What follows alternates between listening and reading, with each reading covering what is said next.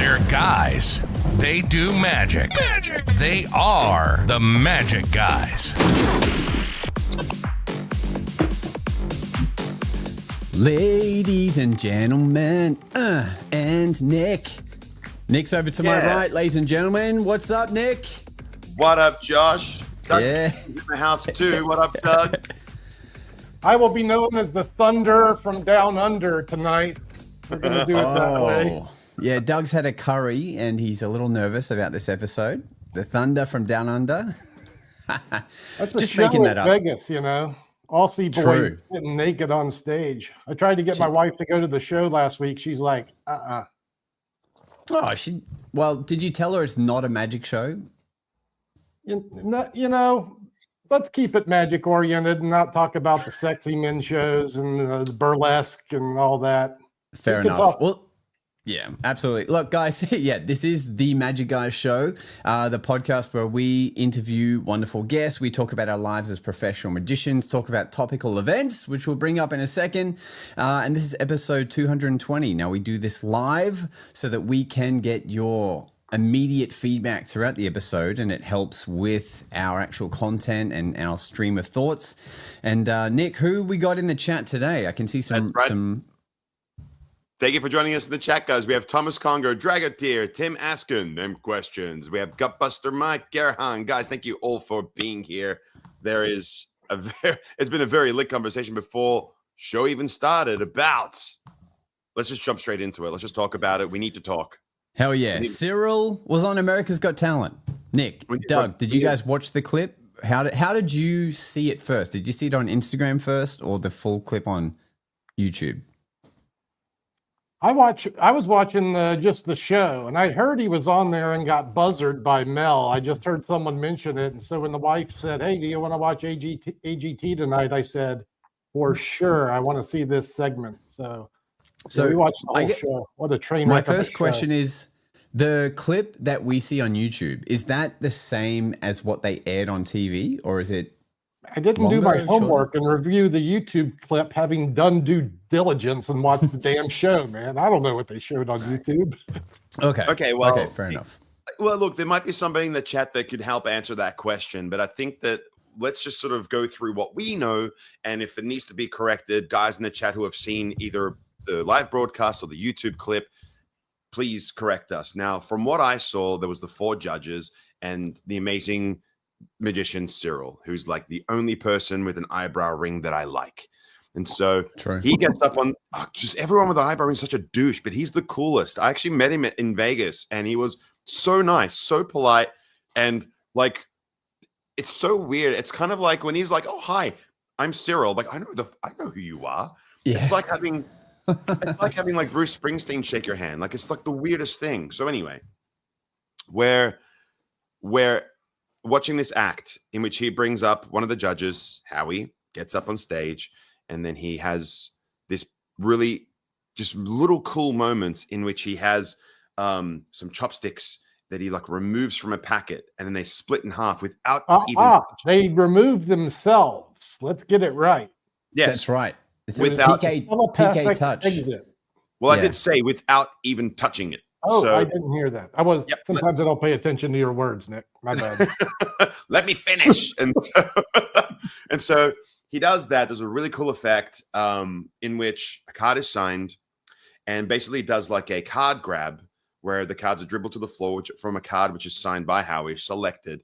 And we've seen this before. In fact, Josh and I have an amazing effect where we had a card chosen at random, and he just reached in and plucked out the selected playing card. However, Cyril's version was insane, deeply insane, because he did it with chopsticks. An assigned card. While being blindfolded. Thank you. While being blindfolded. So really, really impressive stuff.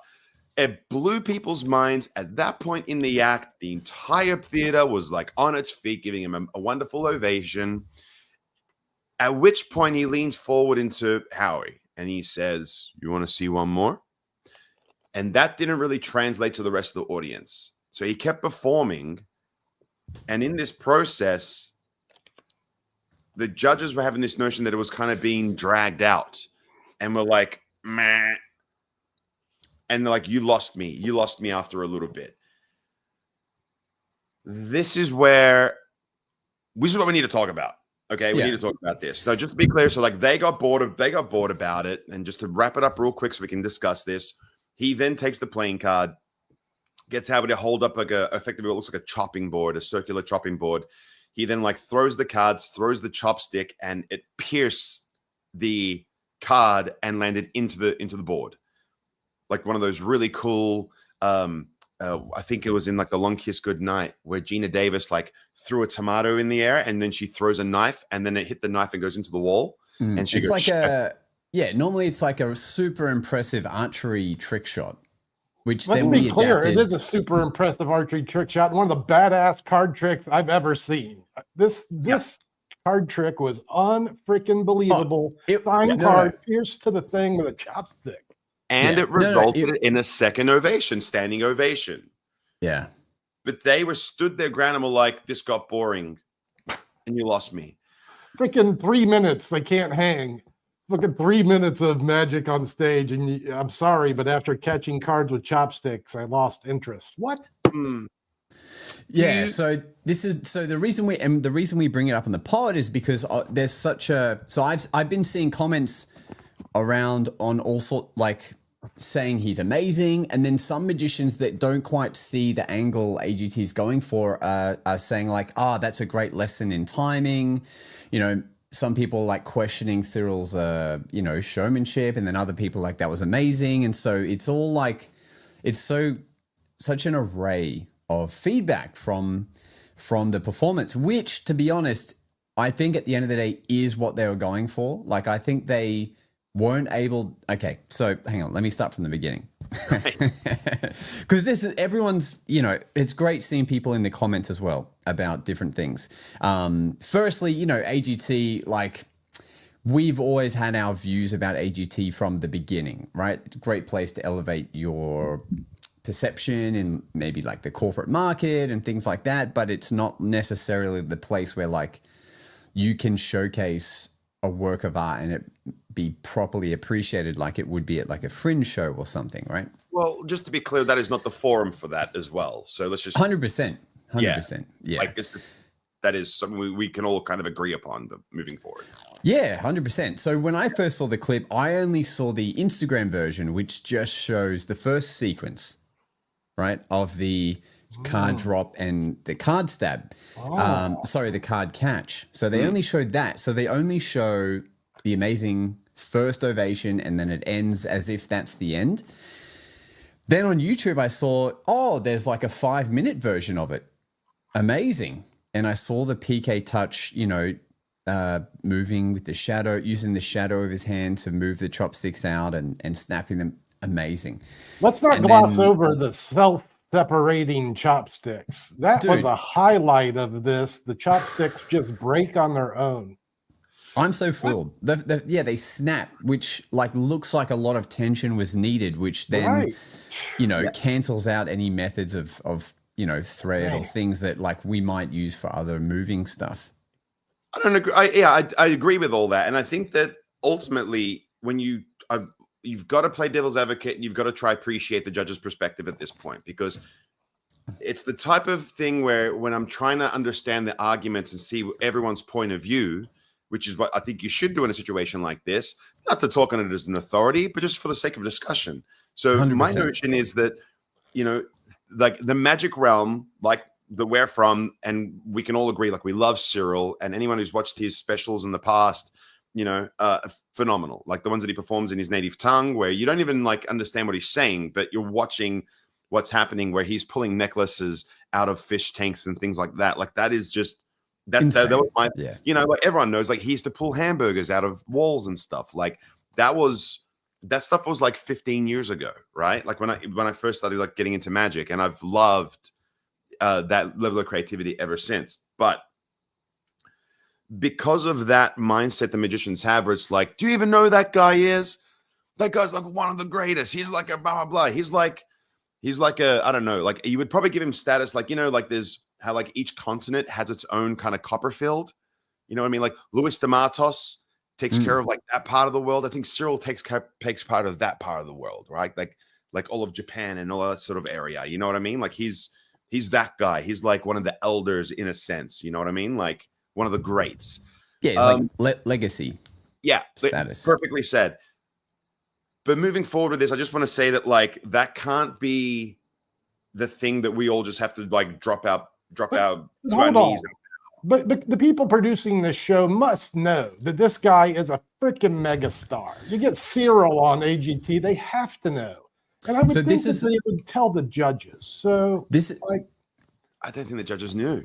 I don't think the judges knew this. Oh, and really, you're just gonna leave the hand of your show and the outcome of your show in the hands of those nincompoops sitting out behind those buzzers?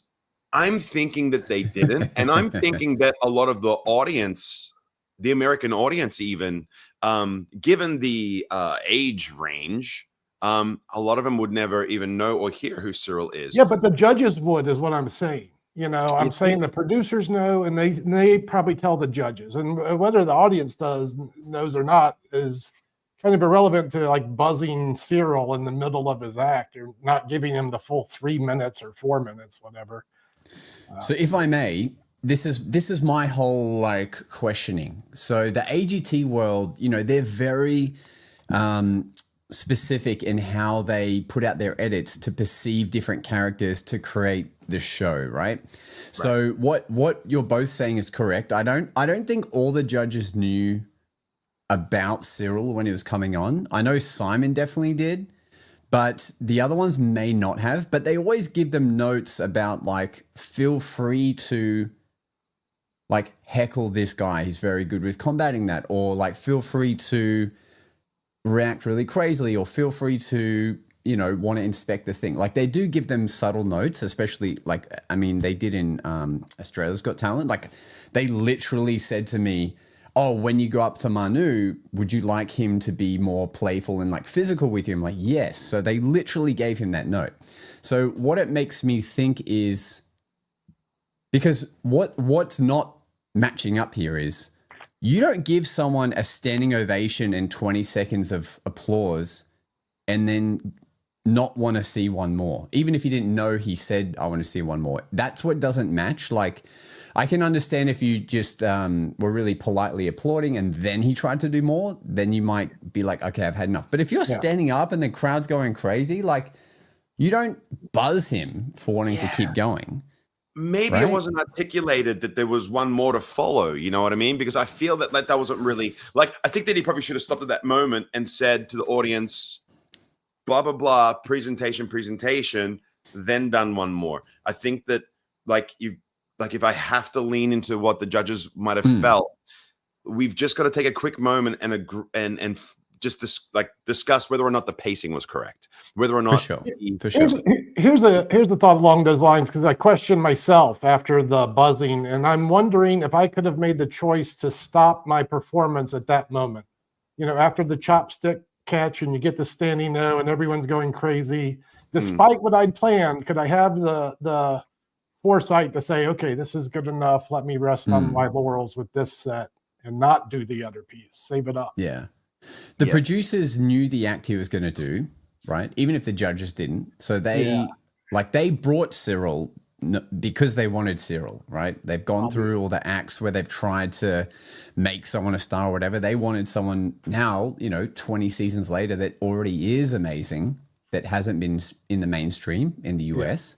So they knew the act he was going to do. But here's what I think.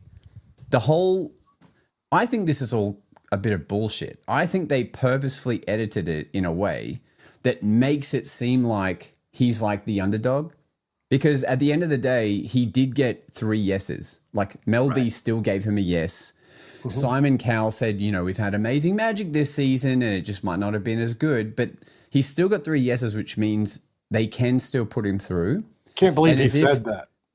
He said that. He said, I've seen some card tricks up this season, but maybe better than this one. What? And I subtly think that is so his fans get behind him when he does the next round. Like, I think they're playing us. I could be totally wrong and he might not be on again, but I think they're playing us by saying that specifically. Because once Simon buzzed, then that's only when the other two fell suit and were like, oh yeah, it is taking a while. you know? And as if Cyril's not going to have something freaking amazing for the second round. So as if the producers aren't going to want him on again. So I think it was strategic because they still let him through. And I reached out to Cyril and because I made a video reacting to his performance, and he sent me a DM and was very, grateful that he's been getting so much love just in general from everyone. And I did ask him, like, hey, are there any behind the scenes you can give me? And I understand if you can't, about what happened. And he basically said that because the auditions are still running, he can't share anything that might conflict with how the AGT wants their audience to see things right now. So that literally tells me, I think, that, they're wanting us to see it like that right now because maybe they want him to be the underdog, and that makes the next thing he does, the peak and valley of reactions so much higher. Maybe the draw card, some people are brought in as a draw card to try and draw an audience in. I don't know. I know that Cyril is great. I don't know how many people follow him. What I mean by that is that people talk about Blaine all the time, nonstop, as far as a TV personality goes. People talk about Dynamo all the time, as far as a personality goes. Cyril's stuff, I think, crushes theirs. Like when you watch Cyril's stuff that he actually does, like in his specials, I think it crushed. I like his, I think you could almost argue that it's better to some degree. It's different, but it's equally as awesome. Like it's right up there at the best TV magic one could possibly Agreed watch. Completely. Okay. But does anyone ever say, Cyril? Oh, what's that guy's name? The one with the eyebrow ring? When he was putting out the material, I do recall my family members sending me his clips on the internet, before social media was cool. I was getting Cyril clips in my inbox from family members and people that don't do magic, right? So he was mainstream at the time. I think maybe just not the last decade. Yeah, I think that checks out. I remember getting sent the card through fish tank in the restaurant clip a lot back in the day before, when YouTube was in its infant stage. Man, that was a good one. The hamburger production from the menus and the baguettes. I got those in the emails and stuff.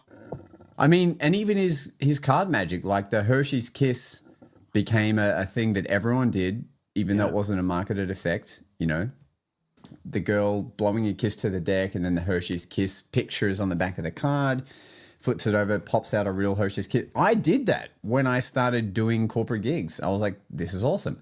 Healed and Sealed, I think for a long time was that was his effect for a long time, right? Before people started putting it out, or at least a consultant made it for his special in the beginning. Yeah, that's interesting. A lot of people have sort of I was responsible for it, but then I think that the person who claimed it was Wayne Houchin. And released it through 311. So, and then even the bloody cup, the water vanishing over the head, he put that out in his special, and only just for the first time, and because he mentioned it in his lecture, his Penguin lecture that they filmed at Magic Live. It's the first time he explained what the actual liquid is in the can that's not Coke, because Coke won't absorb into the stuff that's in the cup. So it's the first time we're actually hearing him explain the method. And then at the end of it, when he finishes the tutorial for how he does his vanishing liquid, he's like, all right, so now you can finally, have the rights to do it all. Instead of me getting messages about, can I perform this? And that was from his special. So we even do stuff that we don't even realize is from Cyril. So good. So he's kind of having a rebirth in the English speaking market because he's not on TV. His shows aren't played on TV and stuff. Yeah, if there was a tour that had him, Blaine, Dynamo, and oh my god, Darren Brown, that would be. There would be $1,000 tickets. You know what I mean? Now that's the illusionist that we want to see, the illusionist tour. Holy crap! Yeah, that would be off the chain. That would be a whole different. You'd have to go to a different planet to watch the show. So I think that given the discussions, what I'm hearing is that who he is, how he creates, you know, and I don't even know what his team would be like. I don't know if he has that kind of, you know, like Garcia and everyone else's sort of team, whatever.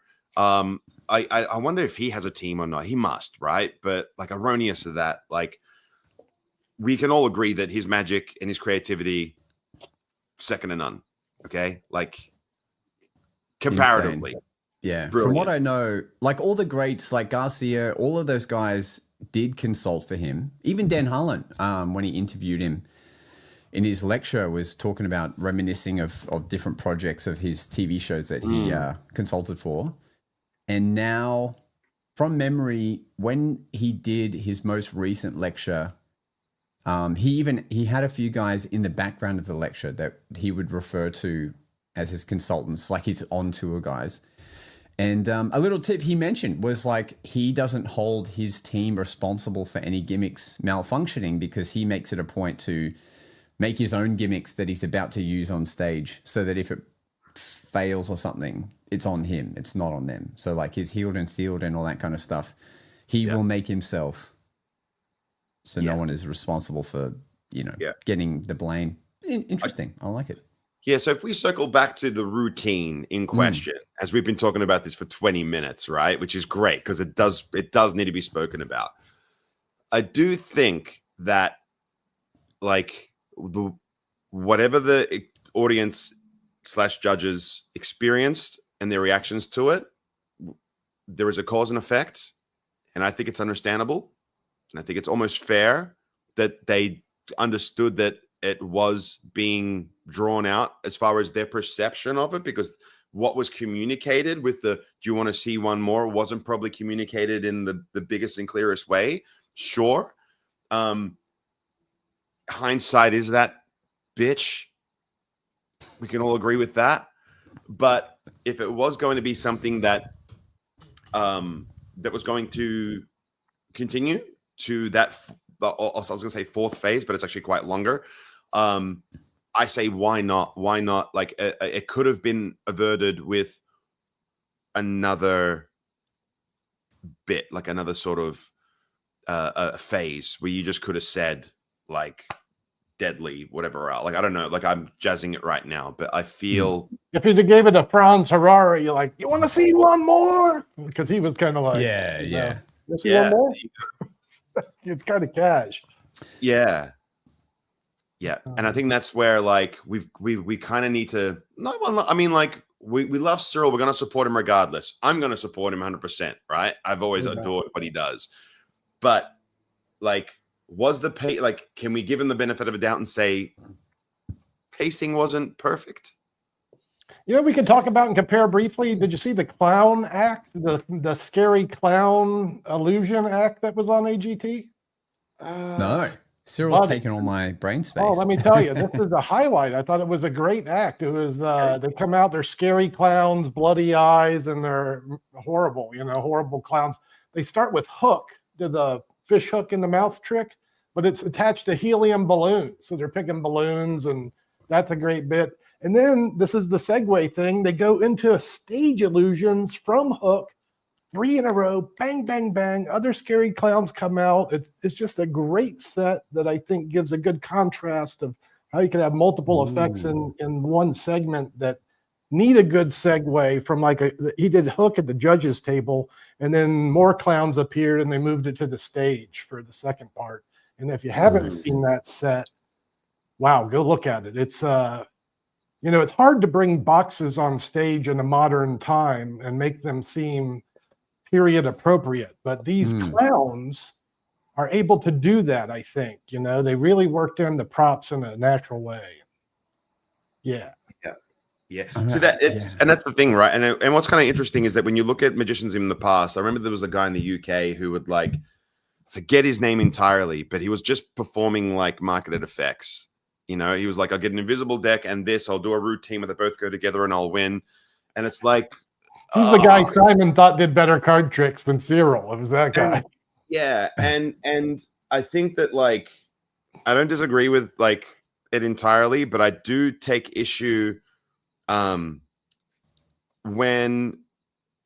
I kind of create it's with respect to the magic community, and I do things that are original and that are mine.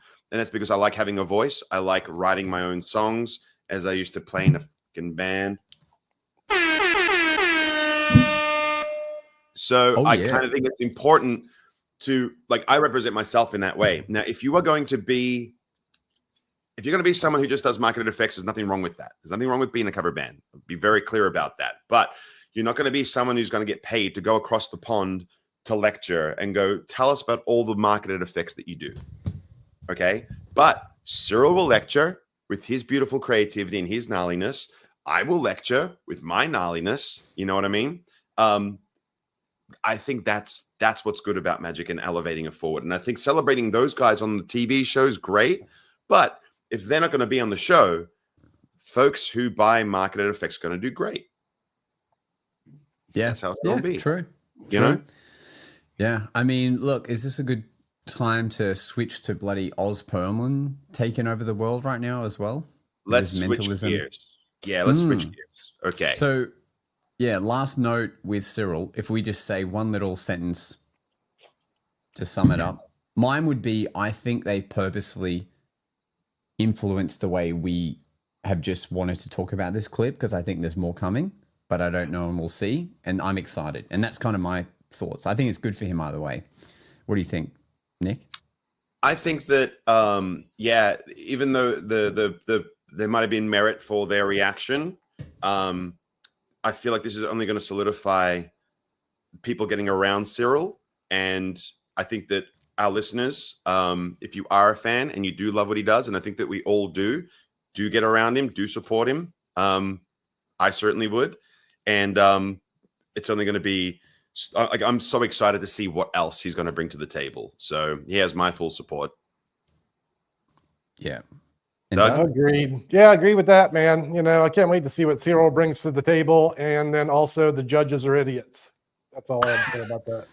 Excellent. That whole show's a train wreck, truthfully. The last 3 years, I could barely stand to put it on, but they keep putting on pretty decent magicians. So, yeah, man, the trash they're opening the shows with this season, oh my God. It's like they're picking fart humor over actual talent most of the time. You know, they'd rather have, I guess that stuff, you know, charts well on the ratings or something, and that's what dumb America wants to see. People doing, you know, ass jokes or something instead of actually having a talent. Yeah. Am I the old grumpy? Get off my yard with your non-talent. Yeah. So to start off with Oz Pearlman, our buddy Christopher Wayne. What's up, Chris?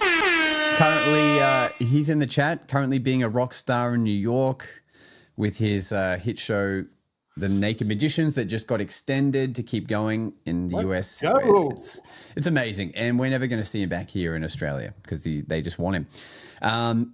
Great point. So Chris says, hey guys, you're the best podcast in the world. Oh, thank you. The thing that blows my mind about Oz is he is quite generic. He is a traditional looking white guy that wears, black and white suit. He isn't like a heartthrob or traditionally hilarious guy.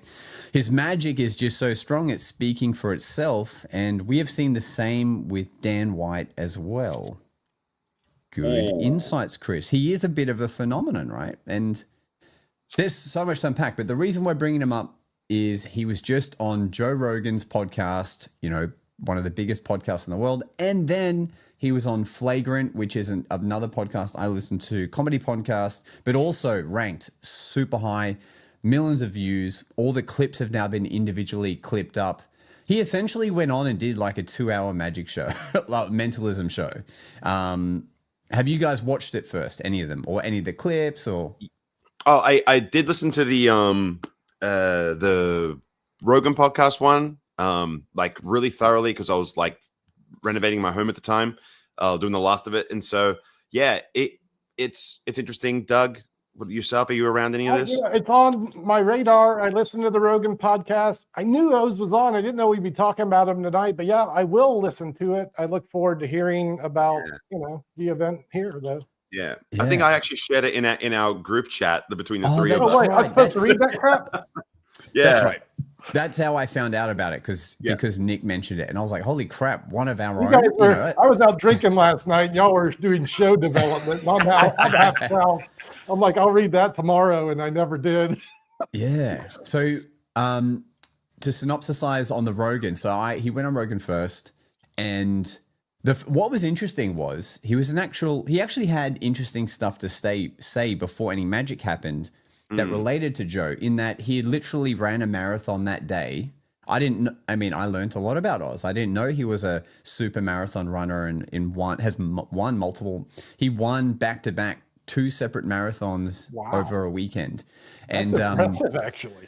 Yeah, and so they jumped straight into all that stuff first, and he's like, Oz is friends with David Goggins and all these like people that Joe's familiar with, so like they build common ground really quick. And then it switched to a weird gear, which is then Oz went into mentalism, which you're like, all right, here we go.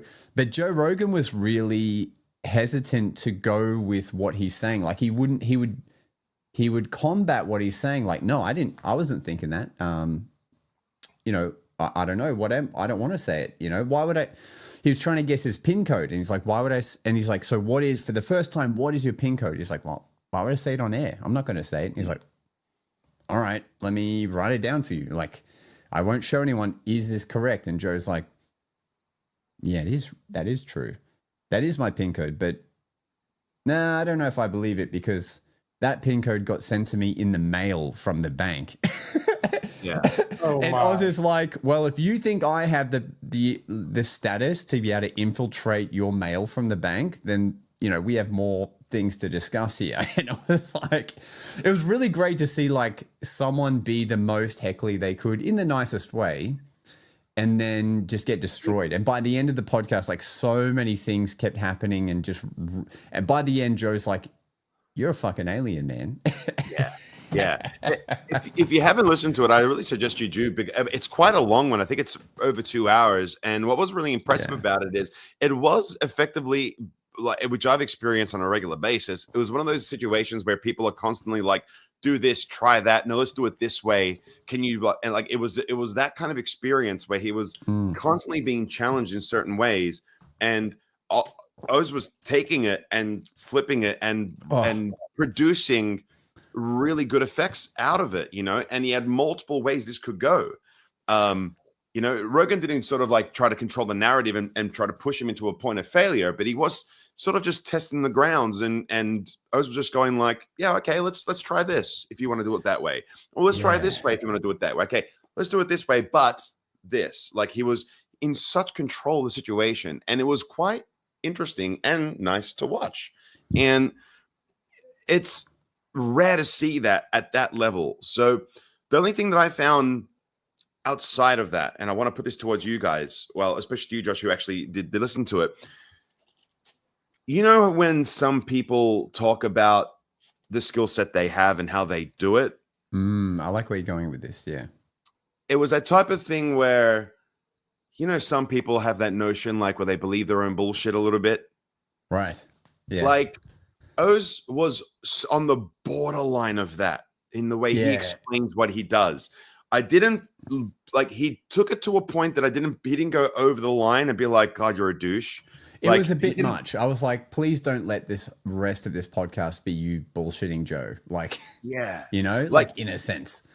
Yeah. I mean, we're talking about that level of Uri Geller, and bending and being like, oh, because like Uri Geller got paid like thousands of dollars to like fly over Australia to help find oil and stuff like that, or find gold. Like, it was like this dumb thing, and for him to even accept that, like, morally is so wrong, right? I don't think Oz took it to that level, but it was interesting when people explain what they do in that sense. Was he portraying himself as an actual mentalist and not just an entertainer? Like, I just have a big brain and this is what I do with it. Yeah. And he's like, I see everything like this. I see, he had that kind of like energy about it. It's like, yeah, you see this, but I actually see that, and blah, blah, blah. And let me give you an example. Yeah. He says, he comes on saying like, first of all, I'm not psychic. I don't read minds. I read people. And that's his narrative but then he sort of hammed it up a little bit, like, you know, the way you look around the room, and, you know, I'm so well versed in how the body language, and, you know, he went into that kind of thing, but like just a little too much, I guess, because Joe was like really pressing him for answers. So like, he can't be like, oh, I peaked it, or I whatever, like, you know, he has to say something, but it was a lot of it. I guess it's tricky to be a mentalist. Like, how much do you give up? You know, how much do you say is not the real deal? Yeah, that's right. You know. But it was amazing. Like, it's the bet. Like, I can't imagine how full his calendar is now that he's just gone and no doubt. You did the Joe Rogan podcast. You're set. Yeah. Well, let me say this. Are one. Yeah.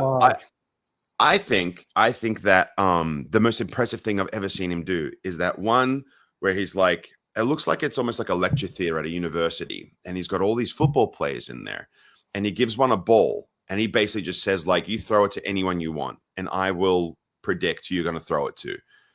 And then he does that, and then he does it again, and I think he does it a third time where the guy fake throws to one person, but then actually throws to another, and he predicted the fake throw. And it's just so deeply impressive that even if you know how it's done, okay, which I don't, but even if you did know, like, thinking of that as an effect is so genius, and I got to give him full credit for that. Full credit, like that's one of his actual superpowers. Is he thinks like, okay, mentalism is really just think of something and let me tell you what it is. But he's found such unique ways to you know, make it relevant to the audience, like with Rogan's podcast and that clip you're talking about. Like, he said that's what he does. He spends ages thinking about what the sentence is they want people to be telling everyone about the act. Like, what is the end result? And then how do I make the method to make that moment I want people to talk about? It's pretty insane. Question to you guys, because I've known Oz from like the beginning of my career. Do you find it hard to make the disconnect from the guy who wears braces teaching card tricks on old school penguin tutorials versus the superstar he is now? Yes.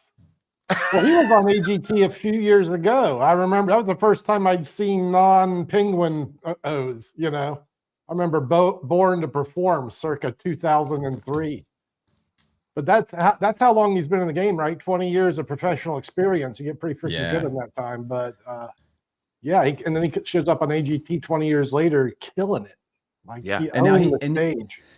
And here's the thing, like, it was the right time for him to go on Rogan. Like, had he done AGT and then gone straight on Rogan, he may not have been able to handle Rogan as well. Like, the fact that he's had a 20-year career of combating every single mofo about stuff, about how he does it, heckling him, combating him. He's like seen it all. And it's like the perfect time, instead of a newbie just doing well on a show or a viral clip and then trying to, like, if you watch Banachek's interview on Rogan, it's a very different experience for anyone who's seen it. Like, Banachek, great magic, love his work.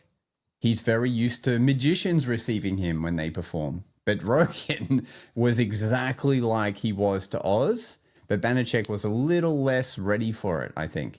So, yeah, Oz did great. And then, because Oz did so great, the clips did so well, the Flagrant podcast, which is ran by Andrew Schultz, amazing comedy, you know, world touring guy, Netflix special, all that stuff. I love his work forever. He invited him onto their podcast, and he just does just crazy stuff. And there's an end effect he does, which you guys should look up and watch, where it's like 4 freaking effects in one. Like, it's like one effect, but like so many different things happen. And I've never seen that accumulation of like effects to get to the ending he gets to anyway. I know that doesn't really explain a lot. I mean, I guess I could just say what the routine is if you guys haven't seen it and this is not helping. I haven't seen the one on the Schultz. I did see it on my phone, but I don't recall it like very well. So please, like, Yeah, go gotcha. ahead. So there's like heaps of crazy stuff throughout it. I mean, one of the things that's really great is he's like, I asked your team to get me some books. Do you have them? And then when people question where did the books come from, he's like, wait. Let's not. I don't even want to do the routine yet if you don't think these are your books. Like, tell to the podcast producer, like, tell them where you got the books from. These are not mine, right? He's like, yeah, we just got them. One of them's not even available yet because it's a pre-release book we were given from one of our guests. So he's like, he like really makes sure that the listener knows, like, everything is like the most difficult for him to now, continue with. But anyway, the last effect he does, he gets one of them on the podcast to imagine they're walking through a grocery store and they're just going to grab an item, like a convenience store, just grab an item. And then he asks the other three hosts to imagine they have a letter from a Scrabble board in their pocket. Take out the Scrabble letter. It's not going to be a vowel, but imagine you just see a letter. Okay. Then he has a bag. He's like, and I've got this bag. So he goes to the person, what item did you grab from the convenience store? And she goes, I grabbed he's like, you grabbed a beverage, didn't you? And she's like, yeah, I did. He's like, what drink did you grab? And she's like, I grabbed Fanta. He's like, wow. And then he's like to the other three guys, so did you pick F, N, and T? And they're like, no. And he goes to Andrew, if you look at the three letters that you guys picked, if you added vowels to it, could you make a word? And he's like, yeah. He's like, what word is it? And he's like, I could make the word lager, as in beer. Anyway, he pulls out Fanta out of this bag that he's had in full view. Then he does a magic trick and he opens up the can of Fanta, pulls out lager, right? Gets Andrew to taste it. And then dissects the words, like all the letters that have just been said. And if you take Fanta and you take LRG, it spells flagrant. And he writes it on the board, like takes the separate words and everything like that. And the guys are backtracking themselves. They're like, why the hell did you choose to see the word L? And like, they're really trying to, and they fooled themselves by thinking about it more and more. But it's like, those effects separately are good. Like, imagine you have a Scrabble piece and you look at it, what is it? Like, that itself is an effect, Guessing that she picked a random item out of hundreds of items is a great effect. Changing it into a different drink is a great effect. But then also revealing the name without doing like we would all normally do a toxic force or something to reveal a word or whatever, cryptic text, but like to use that to create it was too much for them. And they were like, how the hell, like there was so many like, what the F's. So now I imagine, now I'm just speculating, but I believe because Oz has had such a long career, I'm pretty sure his fee to book him for a show is 6 figures. It's a 6-figured fee. Wow. Before he went on Rogan. What? So imagine what it is now. Imagine what it is now and the demand that it is now.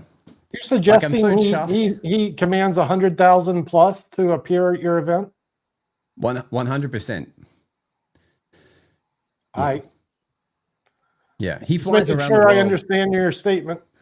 Yeah, no, 100%. He flies around the world constantly for massive corporate events. And a dance group of mine that did really well on Australian TV over here, they did a gig with Oz once. Like, this is probably 8 years ago now.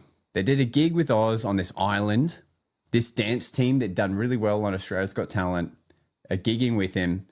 And they were chatting with Oz after the event, and they just all felt like shit. They're like, oh my God, we're out here dividing this particular fee between 8 of us, and Oz is doing his own thing and he's commanding such a large fee. And we're like, fuck, we need to like up our game. We need to add magic into our act. We need to like really up it here. And they were so like dumbfounded how one person could walk up and command such a fee and then fucking leave back to America. They flew him from America to come do like he's doing minimalism too, so he's like working out of his pockets. Yeah. Yeah, exactly.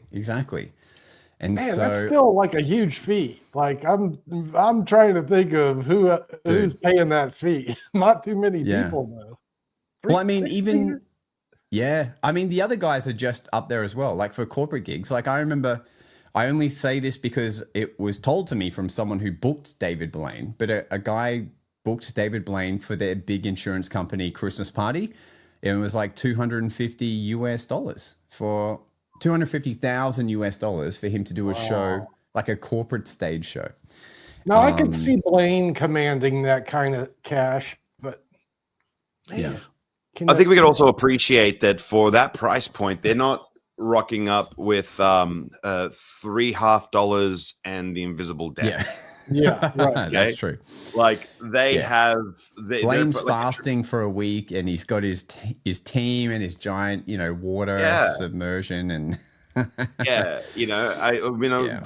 All of us have experienced the level of like customization we've had to bring to an event, and that's a privilege they've had to pay for, like people go, oh, we want this, or, I've done gigs where it's like, oh, I want the girl's 21st because I want to do a costume change. I'm like, all right, cool. I need to know her size or this or that. I need 2 weeks to make it. And I'm going to need at least this much to start paying my tailor to make it now.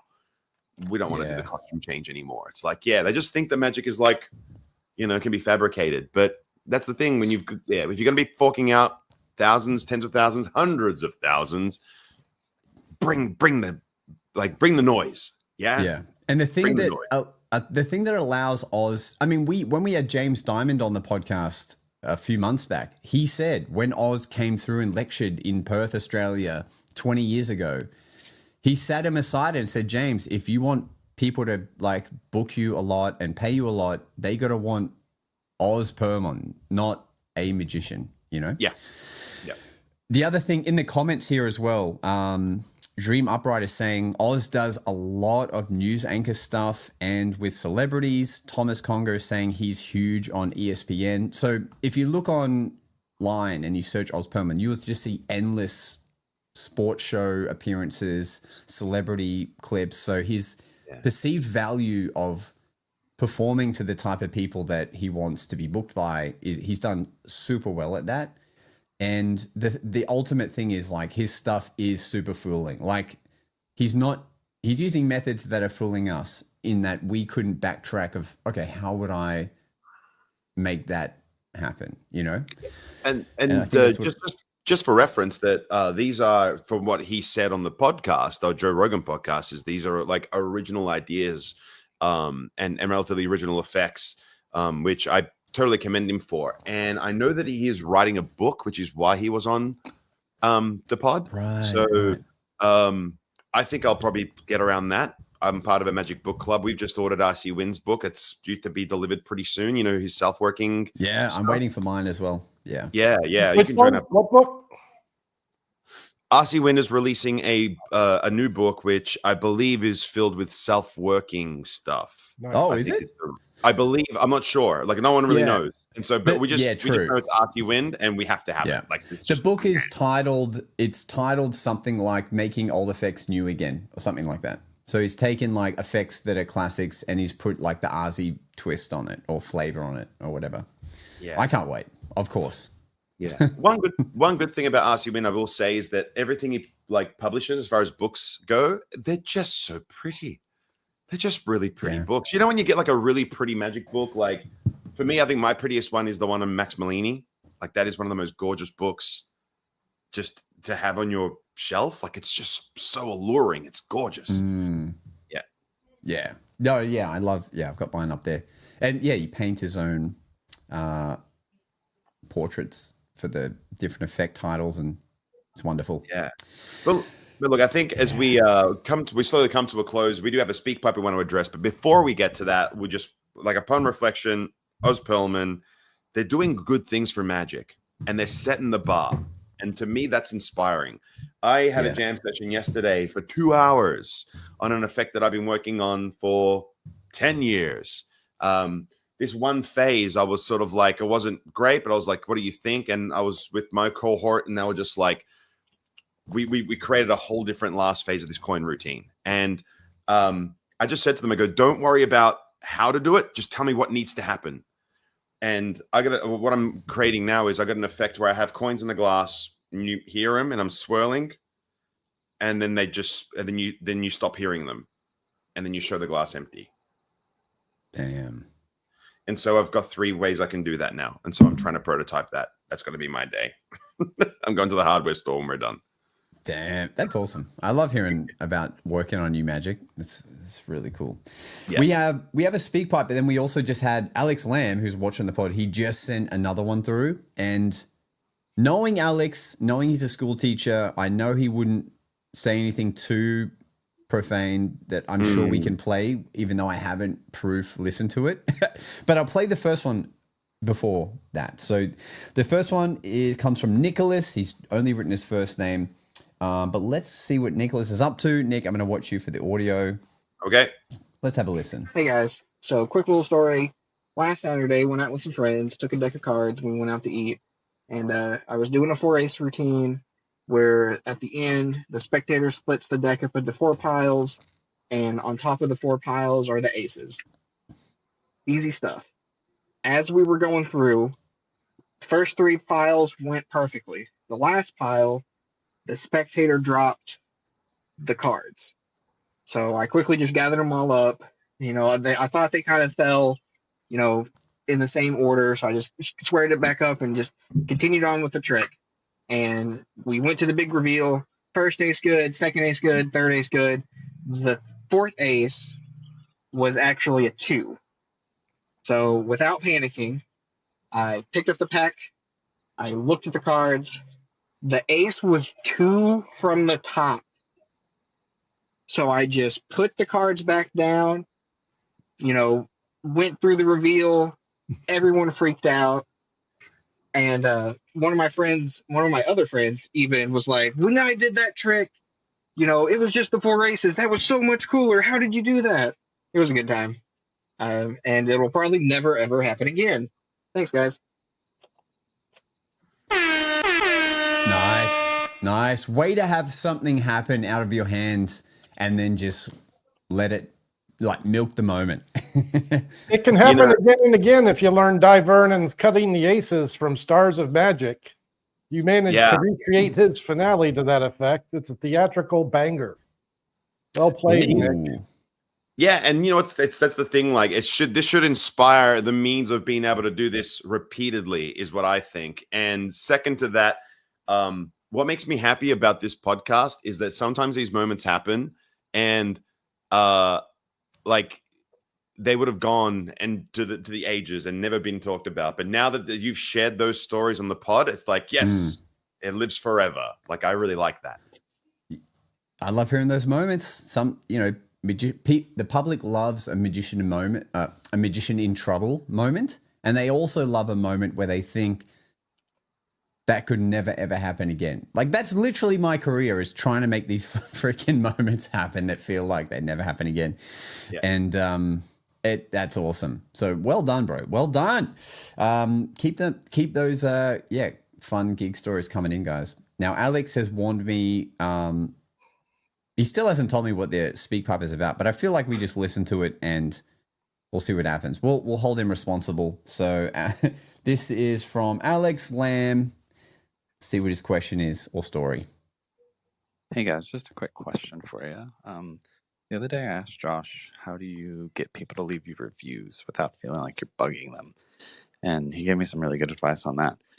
My follow-up is, if you're doing like walk around stuff and people are taking videos, how do you get them to send you the videos again without feeling like you're bugging them? Do you like kind of bribe them and say, hey, I'll show you something special if you don't mind filming it and sending it to me? Do you like make time after doing a gig and walking around and collecting videos?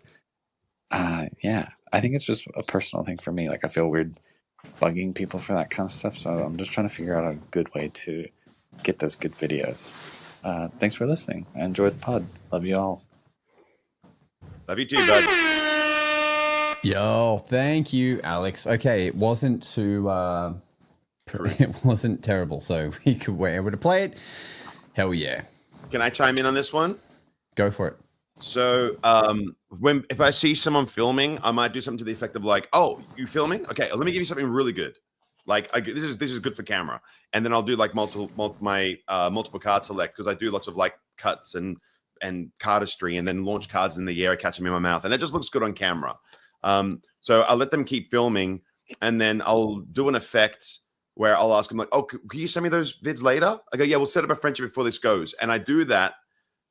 Do the whole routine, and then sometimes I'll go like, "Oh, you can send me those vids. On the back of my card box is a QR code. Just give it a scan and then send it to me via Instagram. Oh, while you're at it, read what I wrote in the bio." And then I have a revelation written in the bio where it's like, you were going to think of whatever else. So it's just a nice way to, one, draw followers to your Instagram, and two, have that moment where people will send you stuff. They might not send it, right? But at least you've given them the avenue to do that. So more times than not, they will. Yeah. But don't rely asking on it. So asking, don't feel like, I mean, I think don't have the thing in your head of that you're bothering them. They filmed you, you know, and half the time they'll be like, "Oh, can I film you?" And to which you can just say, "Yeah, but make sure you tag me in it, Alex Lamb or whatever." But I would just say if you are going to get footage from someone who's just filmed you, like try and get it straight away. Like don't be like, "I'm going to remember who they were and go to them at the end," because sometimes they'll forget or just, you know, get drunk or they'll leave. So if I have done what you're saying, like the moment that routine's done, that's the most they're going to love you because they've just reacted to what you've done. I'll just be honest. I'll say, "Hey, it's so hard as a performer to get footage of my work. Like, do you have AirDrop? Would you mind AirDropping that to me?" And they'll just always go, "Actually, yeah, for sure."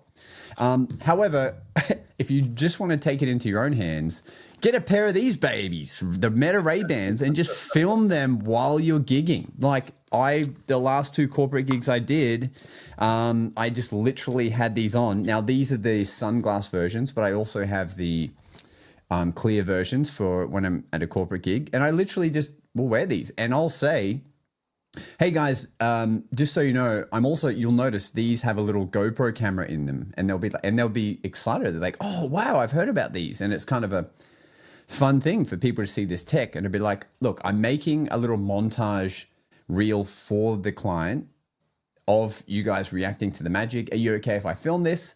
I've never ever had someone say no.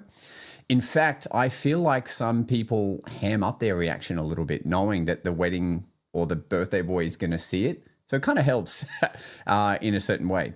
And then you're fine. And then you can just film like as much as you want. And that's how I word it. Like, "Hey guys, you'll notice these have a little camera on them. It's the Meta Ray-Bans. I'm making a little montage video for the client. Are you okay if I film some of this?" But what I'll do is I'll do an opening effect first, and then I'll say that, and then I might record the last trick once they're the most hyped. And I genuinely do make a montage video and send it to the client, and that's its own can of worms of why that's such a added benefit to give to the client. But anyway, take it into your own hands. That's a great idea. Sending the client a video of how much fun their clients had.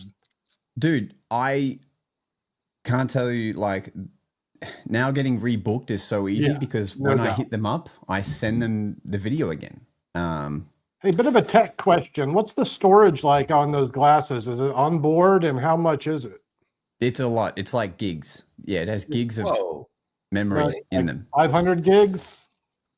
No. Like, I mean, what is? I don't know. It's at least, look. It's filming in HD. Yeah. Right. So it can film a lot, and I want to say it's like around 3 gigs of memory just on the actual phone. On the actual glasses, which in HD is like hours of video. But it can only record. Currently, you can only record up to 3 minutes at a time. Then you have to hit record again. I see. So I wait until I'm doing the effect that I want to record to hit record. Yeah. And you can just record like multiple performances at a gig, and then on your app on your phone, it just sends it all to your phone, and you've got it ready to go. And the clips from it have been doing really well for me on social media. It's rechargeable 4 hours, and there's a 32 gig flash storage. Oh, sheesh. Okay, it's so- even bigger. 32 gigs.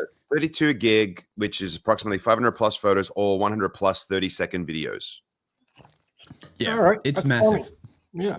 I'd never been close to running out. Yeah, the case itself is the charger, so when you put it back in, it will just it's recharging now. See, there's a little And then green it's a light, which USB is kind of cool. transfer from the glasses to the storage unit. So so to transfer the footage, it's only through the app currently, but the app is quick. Like it will send it to your phone. No worries. So it's all wireless. All wireless. Yeah. Nice. I wish they would sponsor me because I can't talk about this higher No to I want people. one now. I'm going to start filming demos at the shop, and that we gotta sounds like stop- a great solution for that.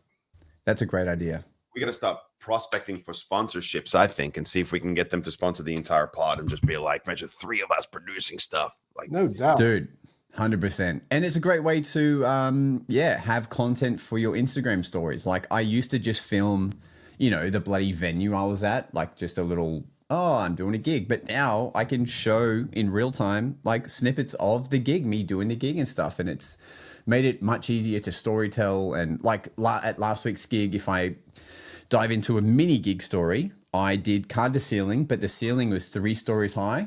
It was this so beautiful giant shed, and they had a perfectly squared, like wooden, like a timber glossy roof, like just a square of it, and everything else was metal. And I'm like, that's a target board if I've ever seen one. So I had the Ray-Bans on, and I was able to show, like, all right, I'm going to try this. And then you see me absolutely launch the fuck out of this deck of cards, and you see it stick to the roof because it's filming whatever I'm looking at. And that card at the River Shed in Howard Smith Wharves will forever have that card stuck to the roof because ain't no one taking that down. And so I was able to film it because I had these. And yeah. So anyway, Alex, that's just a long way to say, if you don't want to rely, if you feel like you're bothering people asking for content, just film it yourself and get yourself a pair of these because they've been really fun and they look cool. So, yeah. Anyway, how's time. your guys' day? Well, that's been an hour. Guys, we thank you so much for listening today. It's been an absolute blast. We will have more content next week. It's probably been a while since we've done a history lesson. I might jazz up one of those perhaps in the near future. We have been prospecting to the guests you have been asking about. So we'll let you know how that goes, friends. I know it's been a while since we've had a guest. And also in the Discord, which I've been trying to engage with more, people have been asking, like, can we hang out there more? I'm going to jump on there in about 10:15, and I'll be on there for an hour. If anyone wants to come and join me, come say hi. Come look at some cool coin magic I've been creating. Yep, and links for the Discord and everything will be here, right, Josh? Whose face is frozen? Yeah, absolutely. Can you guys still hear me? Because the screen's definitely frozen. Yeah, Yep. it looks like you're looking down at Doug's junk and like really impressed. You're like, whoa. I am really impressed. No, my whole camera is frozen.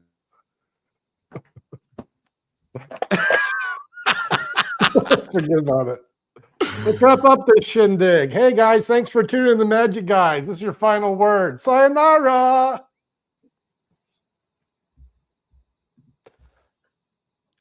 Josh has no control.